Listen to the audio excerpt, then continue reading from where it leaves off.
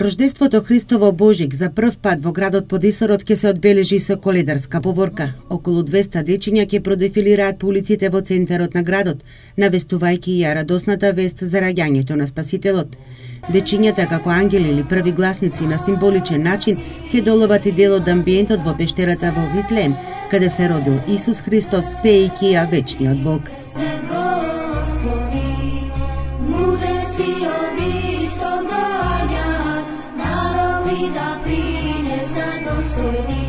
Поворката ќе се движи од црквата Свети Никола, ќе продолжиме во собранието, каде што таму децата ќе ја испеат песната Вечниот Бог, а по собранието ќе се упатиме на плоштадот Слобода, каде што ќе биде испеана неколку пати песната Вечниот Бог, а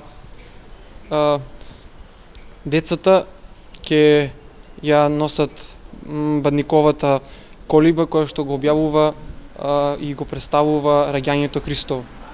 Бадниковата поворка, што за прв пат се организира не само во Штип, туку и пошироко, има цел да ја возобнови традицијата и духовните вредности според каноните на Светата православна црква. Ова значи отфрлање на паганските елементи на што се спротивставува и христијанското учење, а истите низ годините станале дел од празнувањето на овој голем христијански празник. Ние одлучивме нашата Македонска православна црква да ги искорени оние пагански песни кои што немаат никаква соодветност со самиот празник на Христовото раѓање. Значи во самата песна Вечниот Бог се представува пештерата, се представува мудреците како доаѓаат да се поклонат на Господ, на Дева Марија, како го раѓа Вечниот Бог.